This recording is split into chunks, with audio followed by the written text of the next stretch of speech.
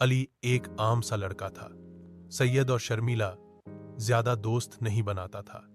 उसकी जिंदगी बस कॉलेज, किताबें और घर के दरमियान गुजरती थी। लेकिन उसके दिल के किसी कोने में एक खाली जगह थी जो हमेशा उसे महसूस होती थी।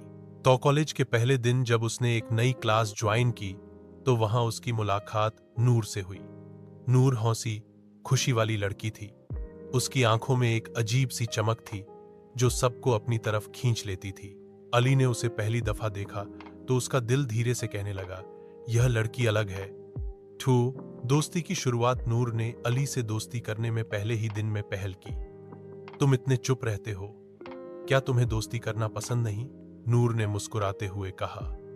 अली ने शर्माते हुए जवाब दिया, पसंद है, बस दोस्ती करने वाले कम मिलते हैं। और उस दिन से उनकी दोस्ती शुरू हो गई।